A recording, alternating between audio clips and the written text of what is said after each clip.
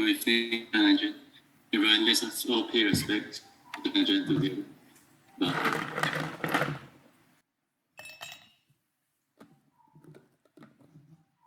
It's convenient so that Ajahn can see you. So how is everybody?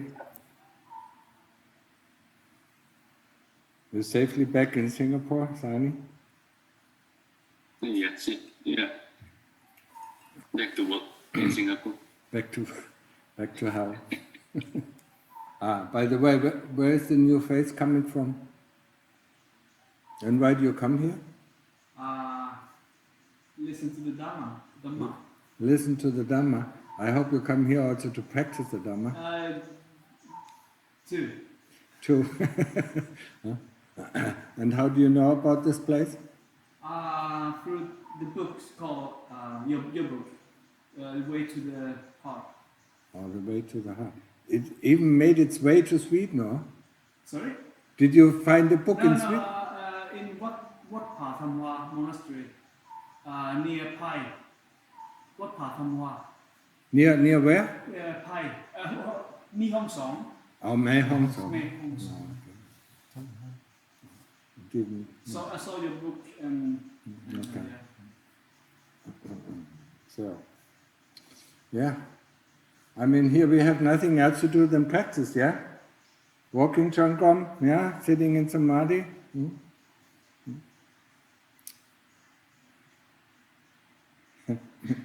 Trying to curb in the mind, yeah? Going back to the Buddha. Or, when you take the breath meditation, going back to the breath, yeah? Whenever the mind, goes out, we turn it back to the breath, yeah? Or to the Buddha, yeah? And we start. When do we start? The moment we wake up. And when do we stop? The moment we go to sleep.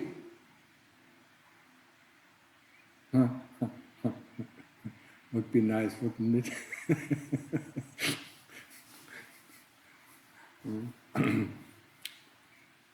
First we try, to get the mind calm, yeah? Stay with the Buddha or stay with the breath until there are no more thoughts, no more memories creeping in, yeah?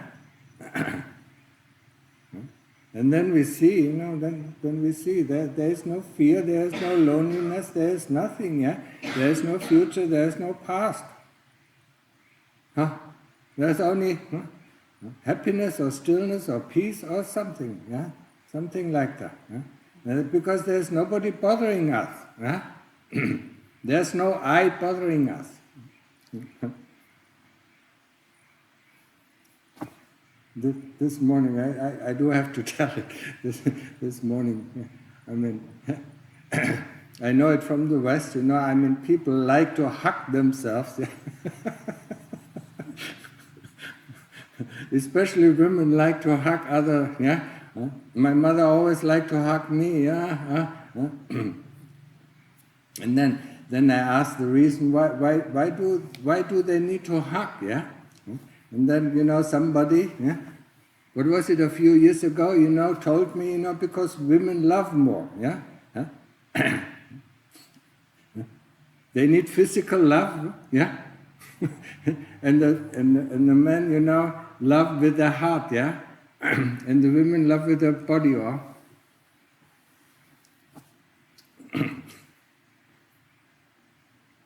I've never seen Asian people do that. This physical contact, yeah, it can be difficult for Westerners. Okay, so how many people are there? Yeah? How well are you prepared? What? Yeah, about 18 people. 18. 20 people. 20. Yes. That's very little, for the whole world. So only few people are interested in the Dhamma.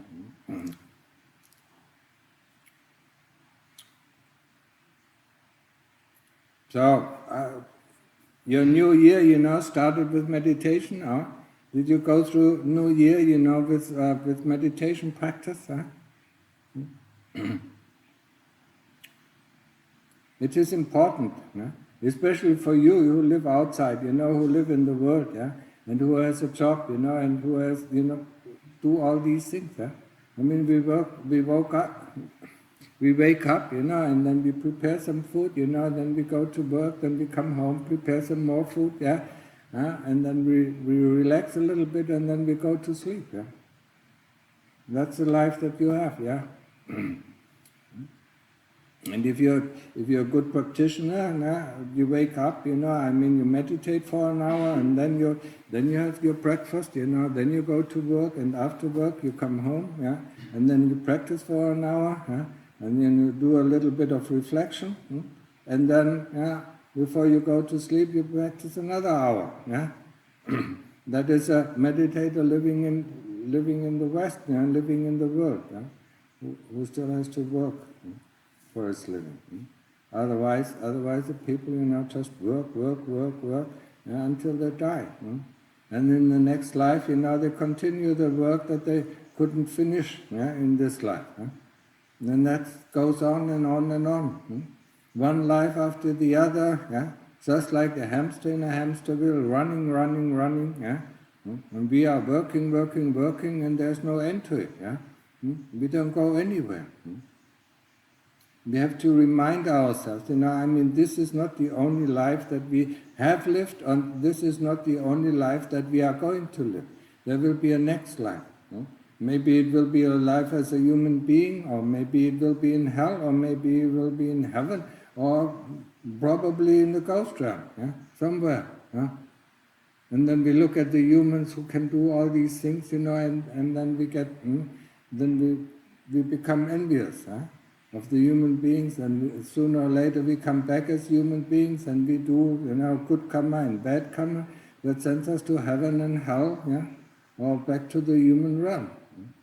So important for you, is to keep the 5 precepts as much as possible. And for the younger generations,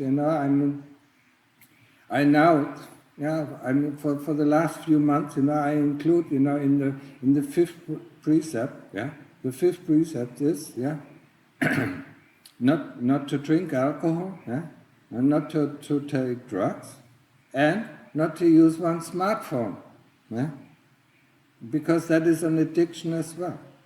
If you use it, if you use it for work, that's fine, But most of the people, that you see, just look around you, No matter if you're in the bus or if you're in the underground or wherever you are, even, even when people go jogging, they look or, they look or listen to those, to their smartphones. It's an addiction. We can't live without it. And how long have the smartphones been here now? 10 years? And we instantly got addicted to it. It's just like people, who take one time, heroin, they can't live without heroin anymore. And we get the first smartphone, and we can't live without without smartphone anymore. We have to have the newest edition, and then the newest edition, and and it becomes more and more and more addictive. So be careful, because it is mostly wasting your time. And we don't have so much time. We should use the time that we have instead of looking and asking Siri or Google what is going on in the world. Asking ourselves, what am I doing? Why am I doing it? What are the results of my doing? Or what am I talking? Why am I talking? What is the result of my talking? This we should do. Understood? No. Did you understand? No. Yes. Then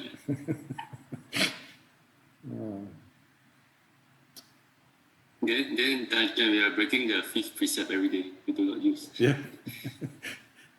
If you play around with your smartphone, if you use it for calling somebody, or receiving calls from your work, or if something is important for your work, then it's not, But if you kill the time by, I see a lot of people playing games, sitting in the bus, playing these video games, on their smartphones, or, doing this, or looking up through all the news or through the messages, what's this, Why bother you, Okay, so, do you have any questions? So anyone with questions, you can unmute yourself. Or raise your hand. if you want. No questions, so I mean we can stop the Zoom session. This time it was a very short one. Yeah? Hi, Ajahn and everybody. I read the book and I understand the book like programming the mind and programming our body because I'm a software and product, digital product. So when I read the book, I see the wisdom, the uncommon wisdom. So I don't see any version for Vietnamese. Can I translate into Vietnamese? Which book are you talking about? The way to your house, your book. Oh, Yes. yeah, of course there's no Vietnamese version, there's also no French version, there's just the English version, there's no German version, and there's no Thai version, yeah? I mean, I'm already busy with a lot of things and I don't speak Vietnamese, yeah? I mean, Chinese probably would be the best, yeah? If somebody translated in Chinese, because lots of people, yeah, know Chinese, yeah?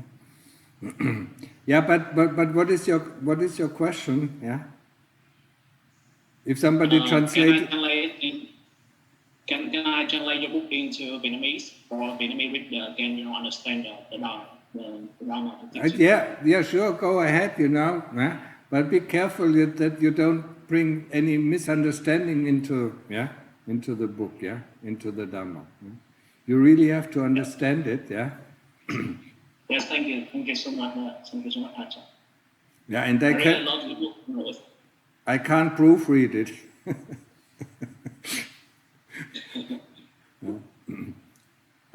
Which book, by the way, which book is in Indonesian? Forest Leaves.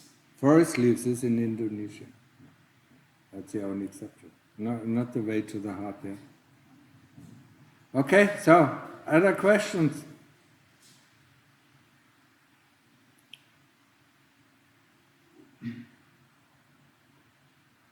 Any questions? If not, you can type out in the chat. We can read it for you.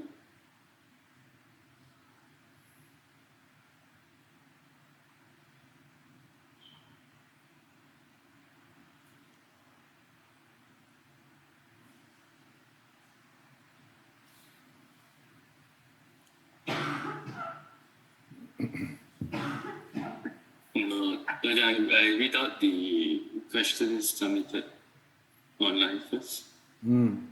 Okay. Okay. So, first one. May Ajahn explain what it means by Magga, Phala, Path, and Fruit? Some say that they happen almost simultaneously, one after the other. Some others say that the second occurs after the first because maturity is needed. Thank you.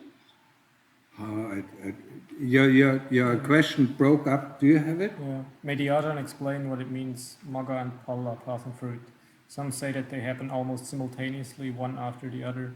Some others say that the second occurs long after the first because maturity is needed. Thank you. It's pretty much as you said. Sometimes, yeah. Probably, for stream entry, it happens pretty fast, yeah, pretty fast after another Magga, and then comes Phala, yeah. But for instance, for the Anagami, it can take hours or it can take weeks, and for the Arahant, it can take a long time, yeah, before he reaches the fruit, yeah. So it's okay, they don't have to happen at the same moment, yeah. They can be far apart, yeah. Okay, next question. The next question. I heard that the Ajahn talked that when sati is wrong, one can observe because prior to thoughts, and it allows us to prevent the thoughts from developing. What is the nature of those ripples? Are they sankhara? Well, what is the question? Ripples. Like What? Ripples, like something forming basically before, I mean- before thoughts. Well, what is happening before a thought arises? The intention to think arises in the chitta. Yeah? And in the chitta, you can feel the rippling, the rippling of the chitta that constantly wants to think or wants to memorize. If you don't give in to this rippling, there is no thought that will arise, and there will and there will be no memory arising. If you give in to one of these, ripplings, then the intention to form a thought, and with the intention to form a thought, the intention is in which direction the thought goes. This is still intention. And the formation of the thought will happen then in the brain. So, and then you can watch it, the beginning of the thought, the middle of the thought, and the end of the thought. If your sati is really good. Does it answer the question? Yeah, I guess so. Yeah. Okay, next question. So the question asks, so is the intention sankhara? No, the intention is not sankhara. Because the form has not arisen. Yeah? Sankhara is thought formation. Yeah? It's a formation of a thought. Yeah? The cetana or the intention is the intention to think. Yeah? And that is different from the sankhara. Yeah? Yeah. Next question. When meditating, can we chant silently Buddha in our minds instead of chanting out loud to calm the mind, to calm down the mind? Chanting out loud. I mean, he has it the wrong way around. He thinks he has to chant it loud. He asks if he can chant it silently. I mean, the Buddha is always, it is a mind, you chant it in your mind. I mean, I always say it loud because, you cannot read my thoughts. when I have, nobody will understand that I say Buddha, in my mind. Yeah. So no, it is disturbing. It is very disturbing if you say it loud. Yeah. I mean, I only emphasize, when I say, you should do Buddha, Buddha, Buddha, Buddha, Buddha. Yeah. I mean, that's what you should think. Yeah. But you should not say it out loud. Yeah. Okay. Next. Next question. Long Paul, there are times that I feel depressed since the day the people at the insurance company insulted me. I'm not a staff. Nobody didn't care about my feelings. It's my regret not to resign back in 2018. How do I free myself from this misery? Thank you. There are times that I feel depressed since the day the people at the insurance company insulted me, and they said apparently I am not a staff, whatever that means. Nobody didn't care about my feelings. It is my regret that I didn't resign back in 2018. How do I free myself from this misery? You free yourself, yeah, by saying whatever happens to me is the result of my own karma. And then you accept it, yeah. Of course you can resign, if this is not the right company for you, then you can resign and join a different company. Yeah? But the problem of your depression, the problem of your regret, is within your heart, yeah. And you can only, yeah, I mean, you cannot make other people, make them love you or respect you or do, whatever you want them. Yeah? You only can change yourself. Yeah? So take it as your karma, accept the karma, and then the depression is gone. Yeah? If you don't accept it, that it is your own doing, yeah, and reflect about it, yeah. I mean, if you're good in meditation, then go to your heart, yeah, and say, haven't I done this to other people, and what other people have done to me? Yeah? And you might find it, yeah. Or you might not have done it in this life, but there is still, there is still this intention to do it, but you don't do it because you know it is bad. Yeah? So then remove that, yeah? Remove that thorn, yeah? And be grateful for the people to show you, where you got stuck.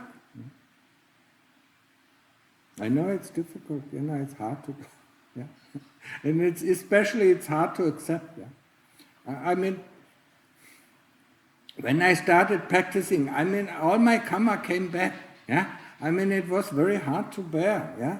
But I went through it, I accepted whatever, yeah? I told myself, only the things come back to you that you have done unto others, yeah? And that's why we have this saying in the West, huh? Don't do unto others what you don't want others to do unto you.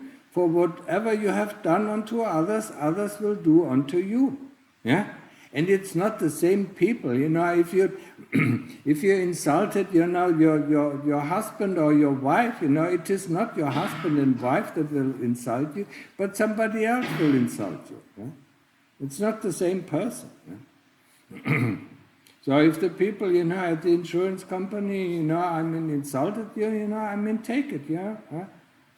Thank you for them, that they triggered the karma, yeah, so that you can work with it, and then you don't have to be depressed.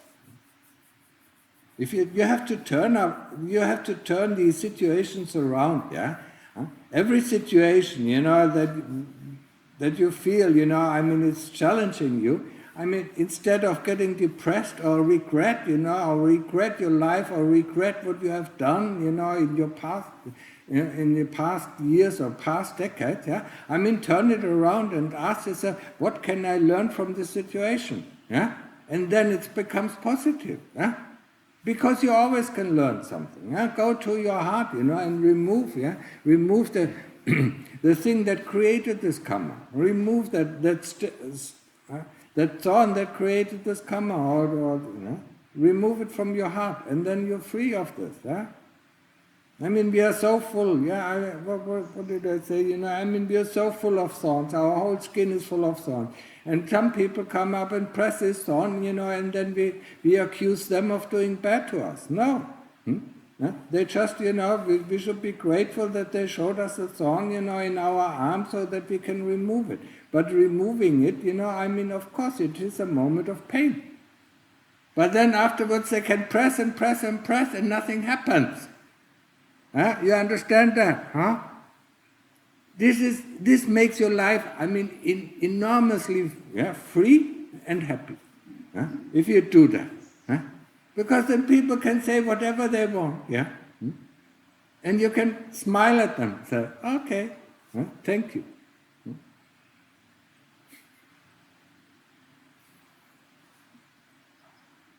But it's difficult, huh?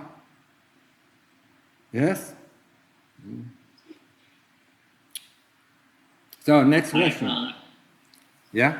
Hi, Ajahn. So, I really don't understand the chant that's about the Dhamma.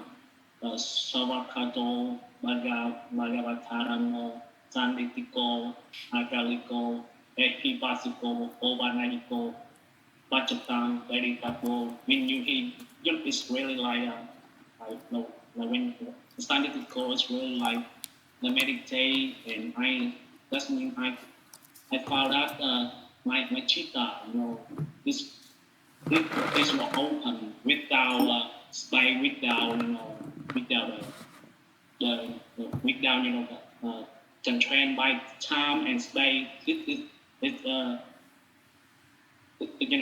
is what I'm thinking. This is really, really right talk, right understanding. Ajahn. No, not really. I don't understand your question. What is your question? My question about the right understanding with the chants, Savakato, Brabhatadamo, Santitiko, Agaliko, Ehibasiko, Ovanayiko, Vachatan, Veditapo. But that is not about right view. This is about, the path that leads to the end of dukkha. Yeah? It is always, it is open, you know, I mean, when we open our eyes, it is clear to see, yeah? I mean, ehipasiko, yeah? Open your eyes, you know, and see it for yourself, yeah? This is about the path to the end of dukkha, yeah? It has nothing to do with right view, because there's not that I can remember, yeah, I mean, I'm very bad at Pali, that I can remember anything, you know, teaches about the right view. The right view is in the 8 precepts. That's where the right view comes, yeah? Yeah, thank you. So, next question. Yeah, okay, next one. Is working as a psychiatrist and prescribing medicine like antidepressiva wrong livelihood? No. Uh, No. Does mental illness emerge from the kilesa or the brain? No, because you are a psychiatrist and you help the people, yeah? You're not a Buddhist meditation teacher, you know, then it would be, but it is not wrong livelihood, yeah? I mean, if you go to a doctor, you know, to get some pain medication and he prescribes you some pain medication, that's not wrong livelihood, yeah? That is helping people, you know, who are in the world, yeah? No, it's not wrong livelihood, yeah? But, you know, I mean, as a psychiatrist, yeah, and he should assess the people, yeah, if they are ready, you know, to change themselves, yeah? So he would encourage the people to change themselves, yeah? But if the people are not ready to change themselves, you know, then give them medication, yeah? Yeah, so, second part of the question, does mental illness emerge from the kilesa or the brain? I mean, mental illness doesn't emerge from the kilesas, yeah?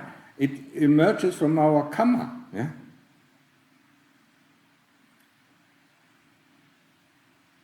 Okay.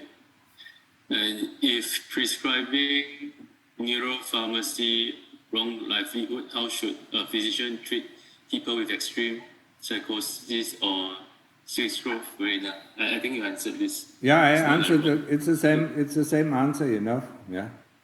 I mean, be careful, you know. I mean, the doctor, you know, no matter if he's a psychiatrist or if it is a medical doctor, yeah, or physicist, yeah, a physician, yeah, he should be reading, you know, I mean, the side effects of the drugs that he prescribes, and he should also read, you know, the effects that it has on the mind, yeah. And if he thinks, you know, it is okay, you know, then he should give it to them. But most of the doctors, yeah, or psychiatrists, they just prescribe any medication. So he should be careful, you know, in reading and researching, you know, whatever drug he prescribes, yeah. If it is really helpful, yeah, and if it has the least side effects, yeah. And as I said before, you know, I mean, if this person is open-minded, you know, and is ready to change or is willing to change himself, you know, then he should prescribe something else, yeah? Some meditation, some things like that, you know, that help. Okay? Yeah, so there's a third question relating to the questions just now. Is psychotherapy a tool to treat mental illnesses since people with schizophrenia are not able to understand the true Dhamma? This is very difficult for me to answer because I really haven't met a person with schizophrenia. Yeah? If these people can't stop thinking, yeah, then we call them crazy. Yeah? If they have the ability to stop thinking, then they can start meditation. Yeah? And the more they meditate, yeah, I mean the saner they can get or become. That's the only thing. Yeah? I mean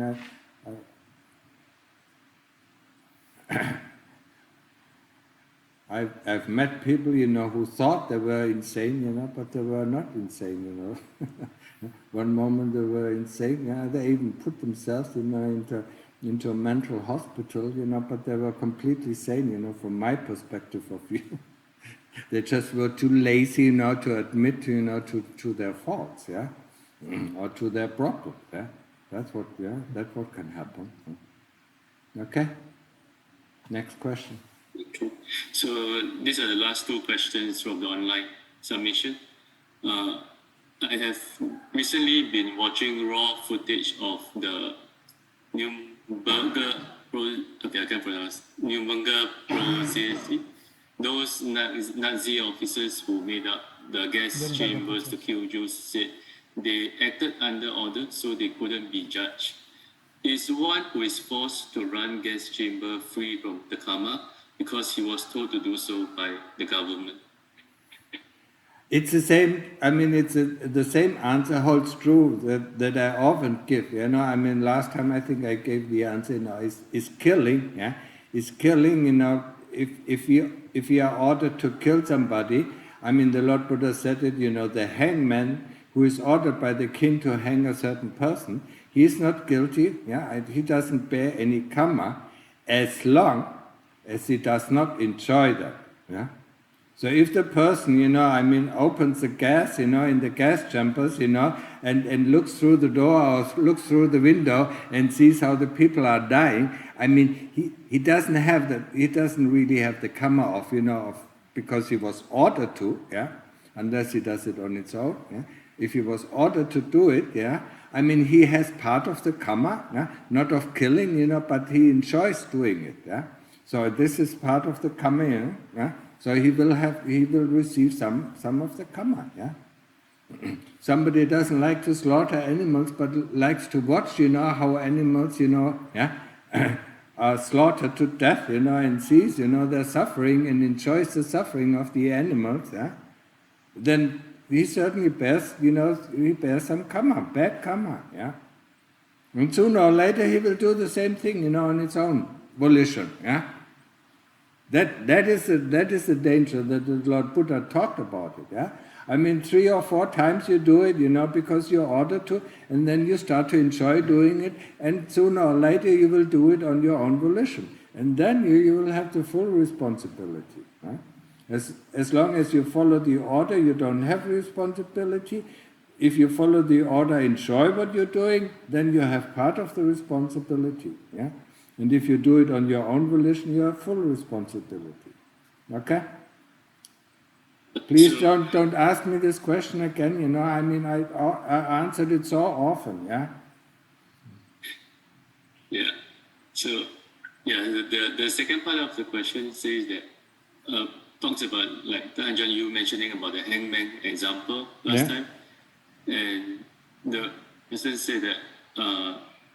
I can't imagine that those people are free from karma of killing Jews because they acted under the order or were forced to do so.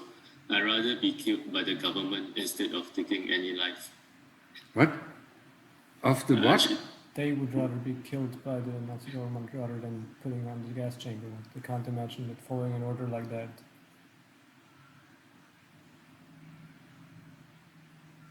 I still don't understand. I don't understand the question. It's not really a question. They just talk about how Ajahn the last time talked about the hangman, and that he finds I mean the hangman. different. You know, I mean if hangman, you know, kills a person through hanging, you know, gas chamber kills a person through gas. You know, I mean, where's the difference? I mean, they don't torture the people. Yeah, I mean the gas chamber was not torturing. Yeah, it wasn't torturing the people. I mean, they died pretty quickly. Yeah. I mean, hangmen, you know, I mean, yeah, they die also pretty quickly, yeah. So I don't see any difference. Or shooting them, you know, I mean, yeah. If you start to torture them, you know, I mean, shooting them little by little, you know, until they bleed to death, you know, that is different. Yeah. Okay, let's go to the next one.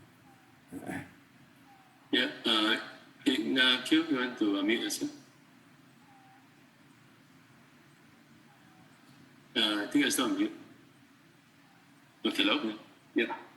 Thank you, Ajahn. I began practicing with your recommendations about 2 months ago. So I'm trying to meditate as much as possible before I go to work, when I come back from work, when I'm in the bus. I have the hardest time, and I can see that my samadhi is not very strong at the end of the day. And I think I've heard you say that you recommend to put more interest in my breathing or my Buddha. Can you maybe give a couple of practical recommendations? How do I do that? I've tried different tricks to try to stay with the breath or the Buddha. It's just been very challenging towards the end of the day when I'm more tired. Yeah. Thank you.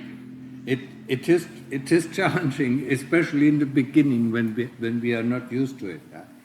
What you can do is, you combine the Bud with breathing in and the Do with breathing out. Yeah, that makes it easier. The interest in the breath, once you become calmer, either the Buddha falls away or the breath falls away. It depends on what you started your meditation first with. If you started your meditation with the breath, then the Buddha falls away. If you started your meditation with the Buddha, it's not Buddha, Buddho. If you started with your meditation with the Buddha, then the breath falls away. And then you have to become more interested. You see, being interested. How is the Buddha? That is the interest. Is it fast? Is it slow? Is it deep? Is it shallow? That is the interest that we want to know. We want to know how the Buddha is. Is it at the beginning? Is it at the end? Is the next Buddha coming? Is it fast? Is it slow? Is it deep or is it shallow? These are the qualities of the Buddha that we are interested in knowing about these. And that's the same with the breath. So you can keep the same interest. And if you have a hobby, if you have a hobby where you can be completely absorbed in your hobby, then take this interest that you had within your hobby, take this interest into your Buddha or in your breath meditation. There are ways to do it, but you have to figure out, how to do it yourself, Okay? So, next question. There's a question from the chat in Zoom, so it's quite long. I'll just read it. Recently, I have had this feeling like I can't tell reality from fiction. In a way, I thought I was going crazy, but in another, I thought that there is nothing crazy about this. Then on a painful day, when a lot of thoughts pull me apart, I ask myself suddenly, how can I tell reality from fiction? I thought I don't know, but then I thought, could it be that the thoughts create fiction? It was so interesting, but now it doesn't mean anything anymore. Is this normal what I'm feeling? That I can't tell reality from fiction, but at the same time, I don't feel like I'm a crazy person. You can tell reality from fiction by stop thinking. If you stop thinking, it's reality. If you start thinking in imagination, then it is more fiction. Because with your thoughts and especially with your memories together, you create a world that doesn't exist most of the time. You prepare yourself for certain situations. What am I going to do there? What I'm going to do there? Or what have I done in the past? Should I, this work? Shall I do it in the future? This is not reality. Reality is the one breath that you take. Without thinking about it, knowing the breath. Knowing the body, knowing the state of the body, feeling the tensions in the body, feeling the feeling, hearing the hearing, that is reality, and everything, everything that comes through, we need to have thought, to create something, to do something, but the thoughts alone, are not actions, Actions and words, that's what create our heavy karma, and that is when a thought, comes before the action, then the action is reality, but before that it's just a thought. You can have the thought, I want to kill this person, but you never do the action, then it's just a thought, it's fiction, The reality, when you start to kill this person, then it's real, So I mean, it is very easy, to distinguish between reality and fiction. Yeah? Okay, next. Yeah, anyone has questions? You unmute yourself.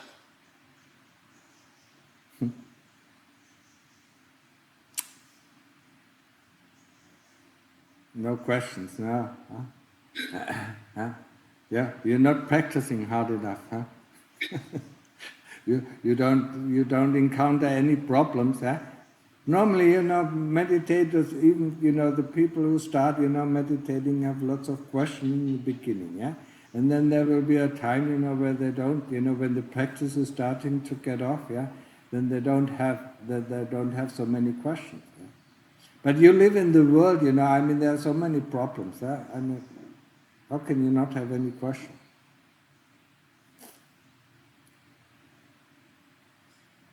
Ajahn, how about the lay people, the lay person? Can they practice the way of Arahant, the path of Arahant, Ajahn? Well, probably at the times of the Lord Buddha it was possible, yeah, but it was very rare. Yeah? I mean, what I remember, yeah.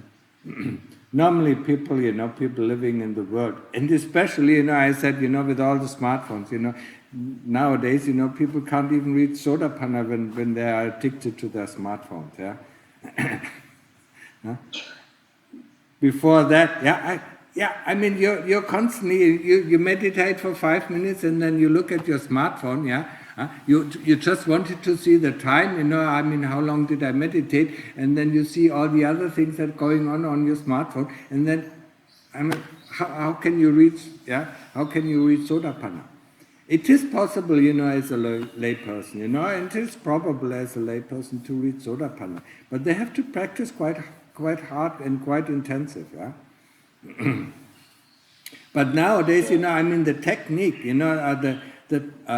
all these, all these gadgets, you call them gadgets, all these gadgets that came out, I mean, we didn't have, I mean, when I was growing up, we didn't have these gadgets, so I mean, we had lots of time, and we went into the forest and we played there, we made up our own games and things like that, yeah. I mean, we were not guided by anybody, who telling us how to play a game, yeah. Now these video games, that the people play, tell them how to play a game, yeah. No, I mean the creativity, in creativity we do need, to counteract the creativity of the kilesas, yeah. We have to fight, we have to be smarter than the kilesas, not to be tricked by the kilesas, so we do need some creativity. If we don't have this creativity, I mean, our wisdom will not develop. Okay, understood? I mean, I would say, I mean, it is pretty impossible, nowadays, to become an arahant as a lay person, It is pretty much improbable that you become even an agami in this environment, yeah? And Sotapanna probably also not, yeah? I mean, you have to live outside of the world, yeah?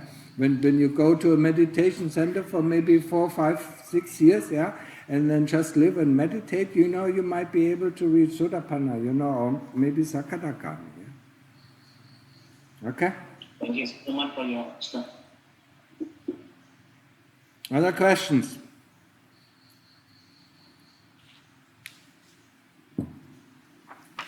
Practice, practice, practice, yeah, I mean...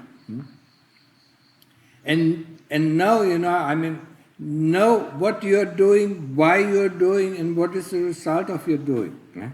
I mean, do the daily reflection. Lots of people forget it. Yeah? Even the people who practice here forget the daily reflection. Yeah? Huh?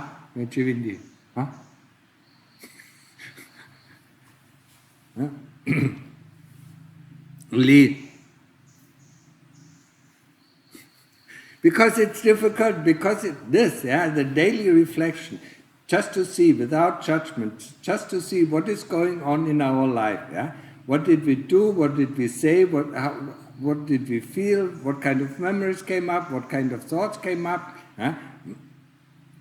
And what was, what was the result of our actions, or what was the result of our words, yeah? Or how do we react in this situation?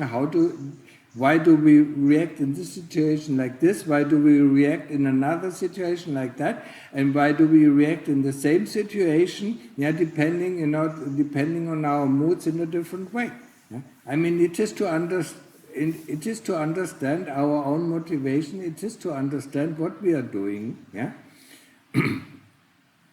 And this is undermining the power of the kilesas that constantly trick us. Yeah, if you do this, you become happy, and if you do that, you become happy. They constantly plan for the future, but the future has not arisen. Yeah, and the past has gone. Yeah, they regret the past. Yeah, I was so terrible. It was so terrible. I behaved so terrible. This is of no use. Yeah. Utterly no use, yeah. I mean, to regret the past, yeah. The only thing when this memory comes up is we say, okay, I won't do it again. Finish. Any sort of regret, yeah? And all the plans for the future. What am I going to do in 5 years?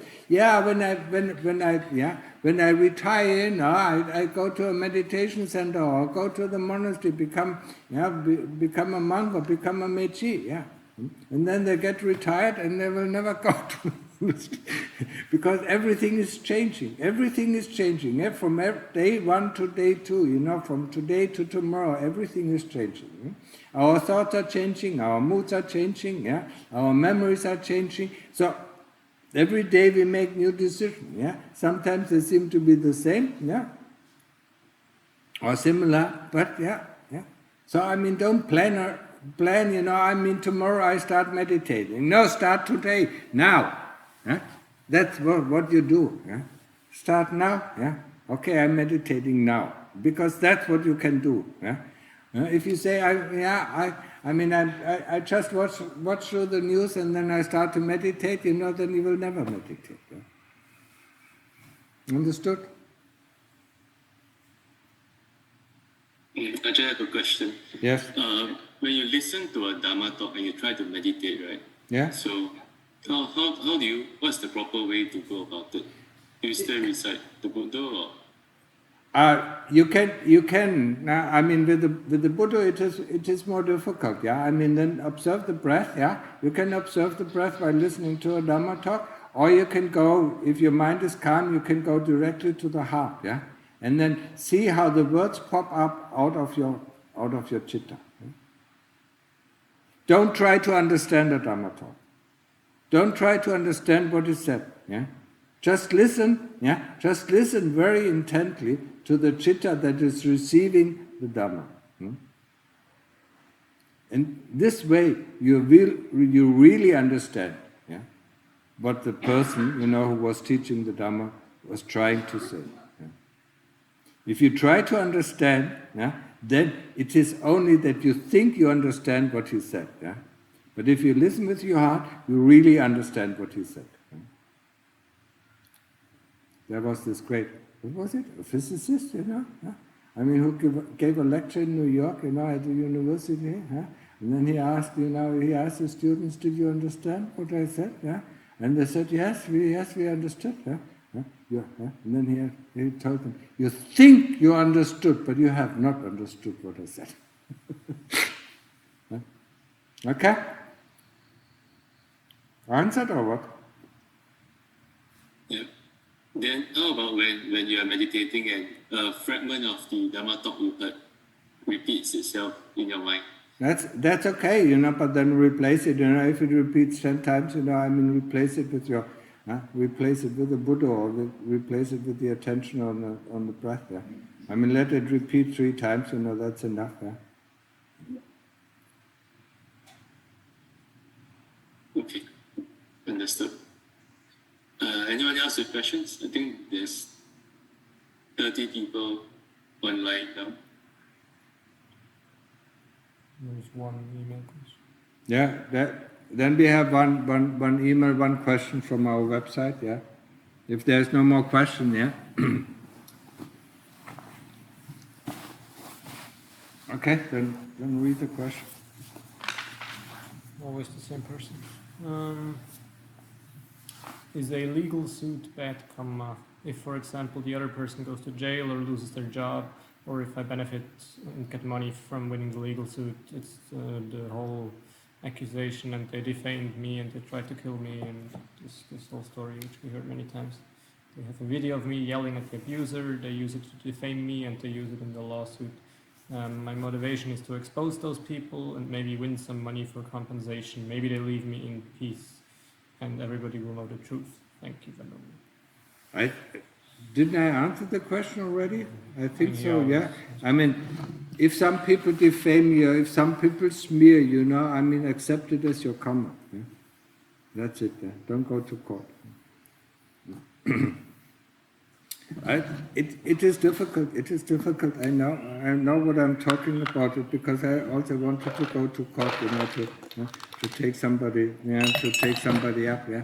And when I was a lay person, not as a monk, and I knew that it was wrong, yeah. And I was fighting for 3 weeks, and then I let it go, yeah. And then I said, okay, you don't need to do that. So take it, I mean, compensation, what is it, yeah? I mean, whatever, if you have good karma, if you have good karma, the money will come back to you, yeah? I mean, you can fight for it, I mean, it comes back to you, but you don't fight, and it still comes back to you. Because the money, money or, whatever you call it, compensation or money, whatever you've done, whatever you've given away in your past lives will come back to you, yeah? So don't even worry about it, yeah? You don't have to play the lottery, it's a waste of money. Yeah? It will come back to you one way or the other. Yeah? So don't fight. Yeah? Accept the things, and see you. See, I mean, whatever, is hurting you. Yeah? And see it, and remove it. Remove the thoughts. Yeah? I mean, I talked about it before.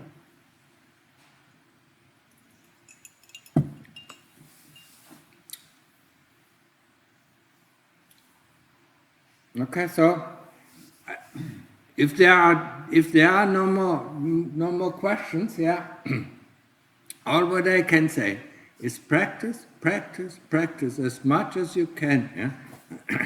And remember, the smartphone is an addiction, yeah. Use it wisely, use it for what the purpose is, as a phone, yeah. If you need to use it, yeah. But don't overuse it. Yeah? It has become an addiction, and wherever I see it, no matter if the people are coming, the people are coming to the monastery, offering food, and waiting for a sermon, and then, while I mean, they're playing with their smartphone. Yeah? I mean, what is this? What kind of world is this? And if you really intend, yeah, if you make meditation your number one priority, the first thing in the morning when you wake up is nothing else than sit in meditation or walk Khongtong, yeah? Or do walking meditation. If you have a place, where you can do walking meditation, and if you're still tired, I do walking meditation. If you don't have a place, then at least sit, at least sit for 45 minutes before you do anything, yeah? Because if you start to do anything, then you don't sit. I can guarantee you. If you do this, I mean, if you brush your teeth or you wash your face, then the next thing comes. Then you make some coffee, or some tea, and then you eat something. No, the first thing that you do is do your meditation. The first thing you wake up, and don't try to remember all the dreams that you had, I mean, leave them, brush them away with Buddha, or with the attention on the breath. And then sit in meditation. After you sit in the meditation, your mind is clear, and then you can plan what you're going to do today, You have your breakfast, or you wash yourself, and so on, and so on. And when you come back from work, you do the same thing. Everything that happened during the day, during your work, brush it away, use the Buddha, it's not suppressing, it's just brushing away. Brush it away with the Buddha, or brush it away with the breath. And after that, Try to do a reflection of what happened during the day. What kind of thoughts did I wake up? Yeah? Don't judge it. Don't judge it. Yeah? What action did I do? How did I respond to this person? How did I? If you can't remember it, just go to the next. Yeah? I mean, I brushed my teeth and then I lost my awareness until I came back home. Yeah? Yeah? That's not good, you know. Or for me, it happened in the beginning. You know, I was going. Yeah, I was very mindfully going to work. Yeah, I mean, I was riding my bike to work. It wasn't far away. And then I put my bike, you know, and then I went, you know, very mindfully, you know, went up the stairs. You know, I sat on my desk, and then my mindfulness was gone. Until 8 hours later, when I got up from my desk, you know, walked to my bike, and then said, well, what happened? You know, I mean, 8 hours, you know, I have passed by without even knowing what you did. Yeah, and through the reflection, through the daily reflection, I get more and more attentive to what was happening during the day. Yeah?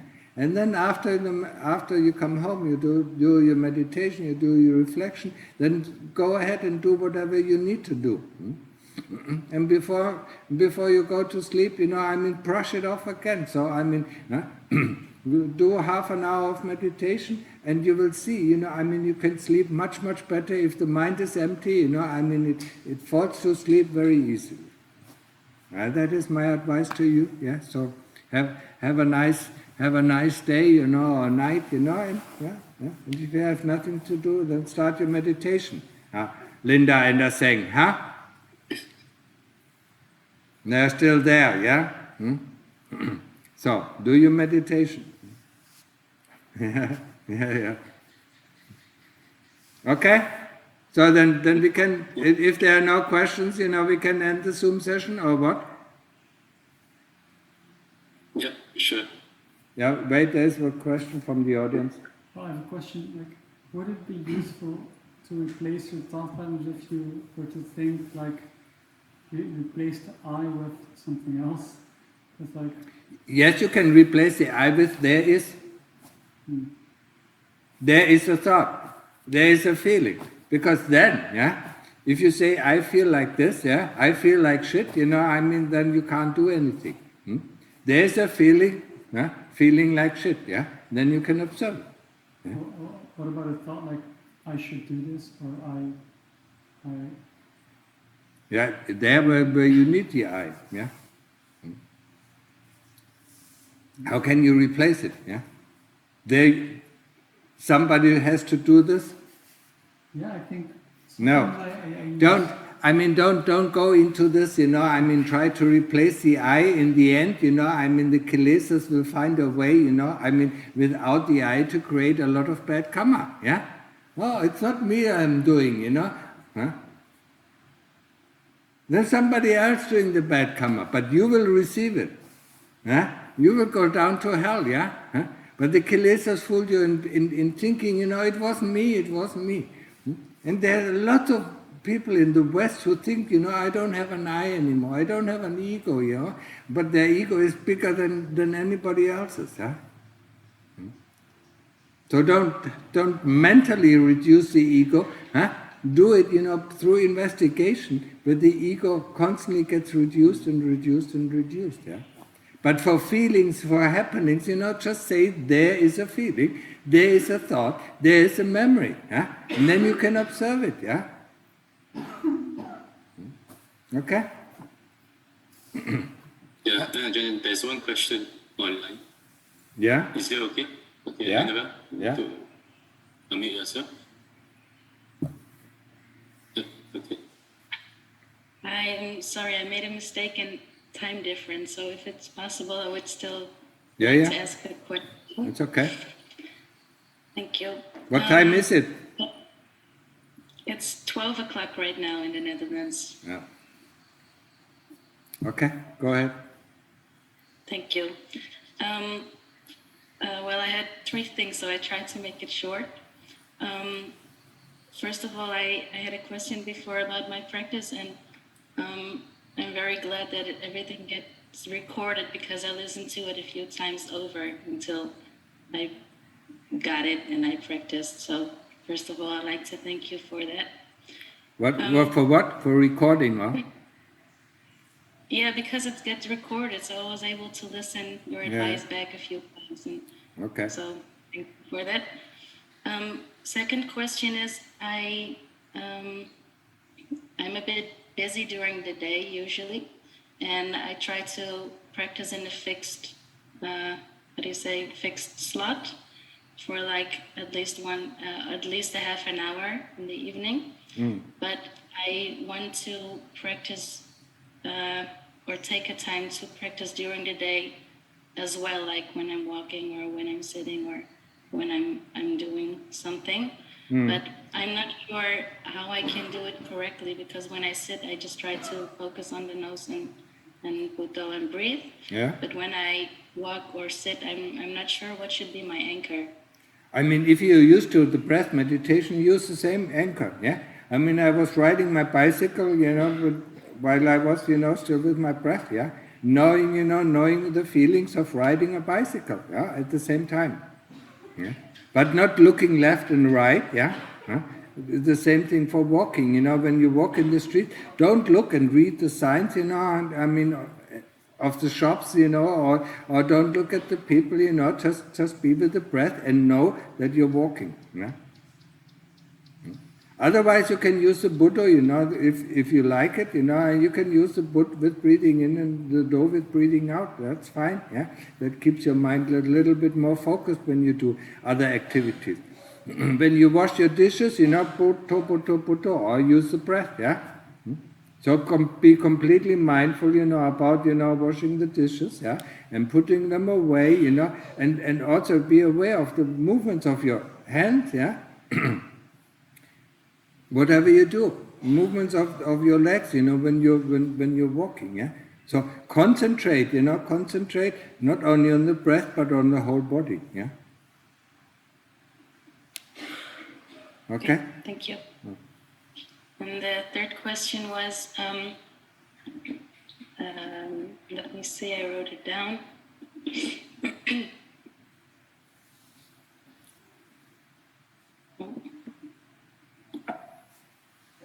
So it was about metta, because usually when I sit down, I try to end with a bit of reflection of my day. Yeah. And I try to think of like people who I want to do good to or send my kindness to, something like that. And one of those people is always my father, because he committed suicide 2 years ago. Oh. And well, I'm still attached, of course, to him, and I want to do good to him every time I try to practice. Yeah. So 2 years ago, one monk, people told me that monks can help to send merit to people directly. But I was just wondering, because first I don't really believe it, but I just want to do something to help. But I was just wondering, how does it really work? And most of all, how can I do it myself? Because one teacher, he told me something about breathing like 2 centimeters beneath the, belly button, and something like that, to focus on that. But, well, if you could help me with that. Very easy. This is very simple. No matter if it is a monk or if it's another person, if he has no connection with your father, he cannot send it, because it's like you send a letter to an unknown person, he will never receive it. Yeah? So if I never had any contact, with your father in your previous life, with this being, in any of my previous lives, he cannot take part in the merit that I have made, But if I had contact with him, I can share the merit, that I have made during my life and as a monk, to everyone who ever had contact with me. And you can do the same thing.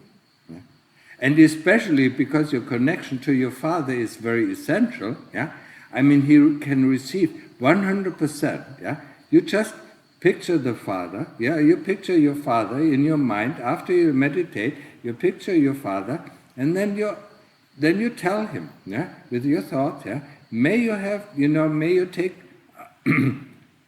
may you share in the merit of my practice. Yeah? Just share the practice with me. Yeah? Just like you go to a person, you have 200 euros, or yeah, and then you give 100 euro to this person, and 100. May you take share, may you take a share of my money. Yeah.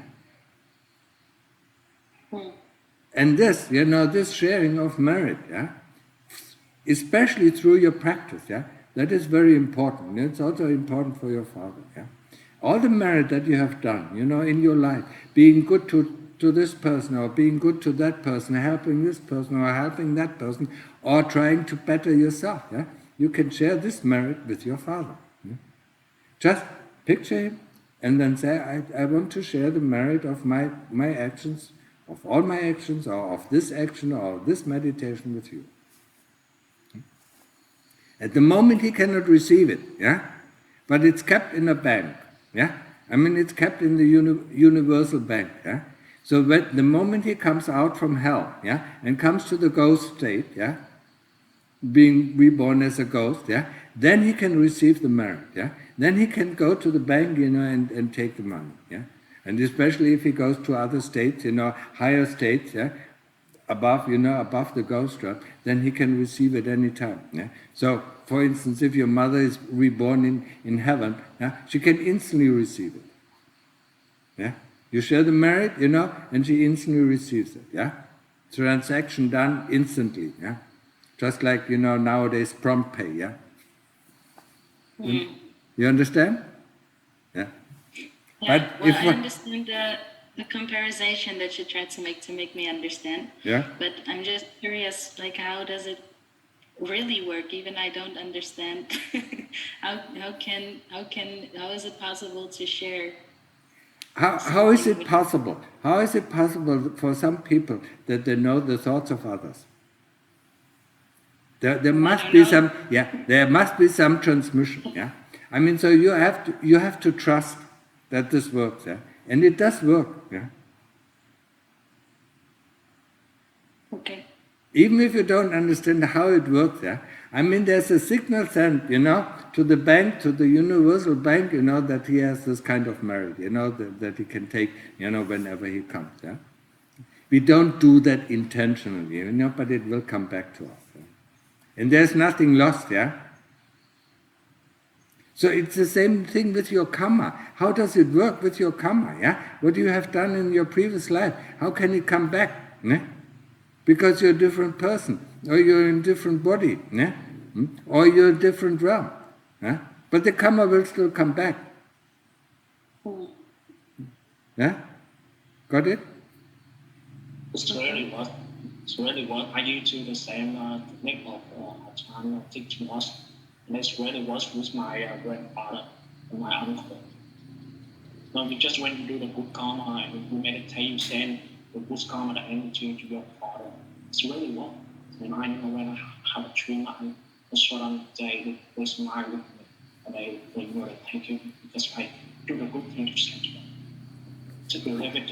It's very difficult to understand you. Your audio is not really clear. Yeah.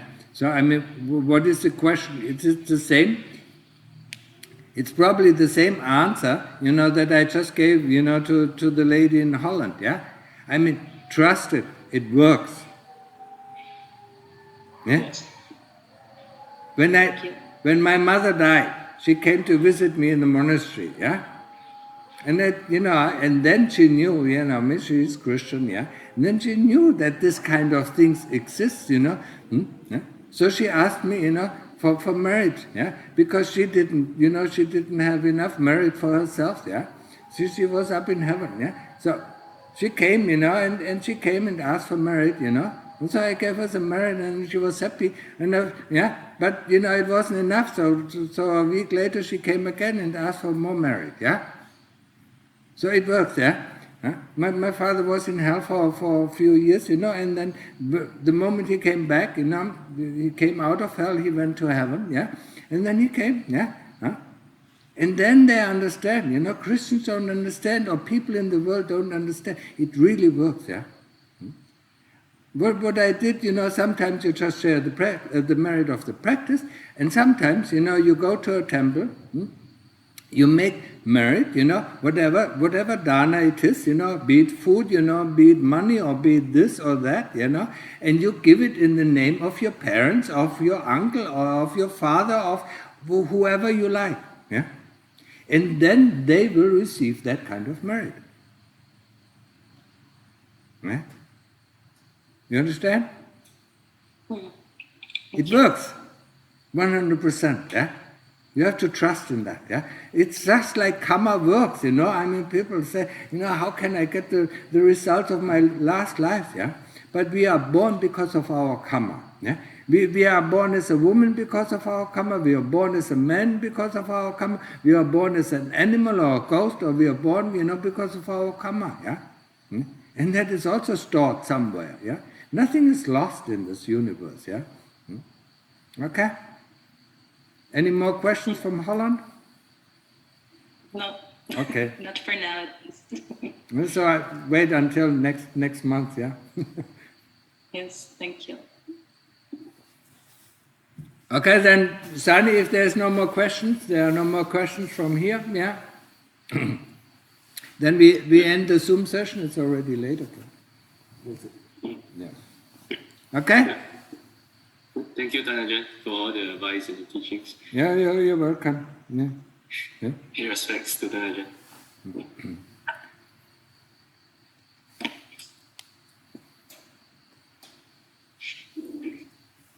But Tani, yeah, paying respect is good, you know. Having respect is even better. That's more difficult, yeah? Having respect. Paying respect is very easy. Having respect is much more difficult. Okay? Yeah. Enjoy your life as much as possible, yeah? And the more meditation you do, and the better your life gets, yeah? But you will get through some difficult times, yeah? Sadhu, sadhu, sadhu. Sadhu, sadhu, sadhu, Ajahn.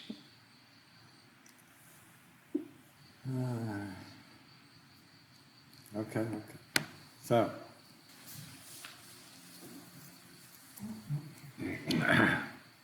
all my children,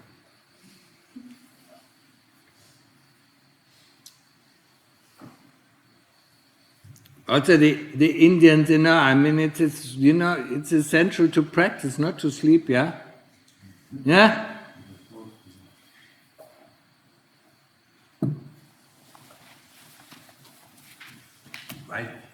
Why like people want to sleep? Because they don't want to see the dukkha. Yeah? Huh? Oh, it's okay, yeah. But I have some horrid dreams, you know, while you sleep, you know, then you might not want to sleep again.